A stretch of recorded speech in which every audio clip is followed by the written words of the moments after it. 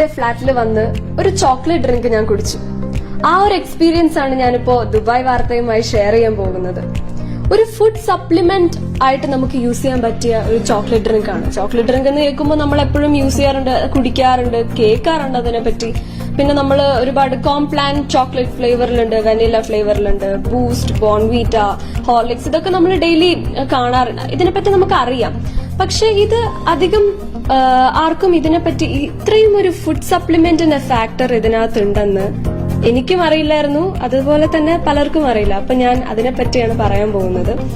അപ്പോൾ ഈ ചോക്ലേറ്റ് ഡ്രിങ്കിന്റെ പേര് കൊക്കോസീ എന്നാണ്. ആ പേര് വരാൻ കാരണം കൊക്കോ പൗഡർ നമുക്കറിയാം. പിന്നെ സീ എന്ന് പറയുന്നത് ഒരു കുമിഴെന്ന് പറയും, ഗാനോഡെർമ എക്സ്ട്രാക്ട്, അതും കൊക്കോയും കൂടെ ചേരുന്ന കൊക്കോസീ, ലിങ്സി എന്നാണ് അതിന്റെ പേര്. അപ്പൊ അതിൽ നിന്നാണ് കൊക്കോസീ വന്നേക്കുന്നത്. അപ്പൊ കൊക്കോസീ എന്നാണ് ഈ പ്രൊഡക്റ്റിന്റെ പേര്.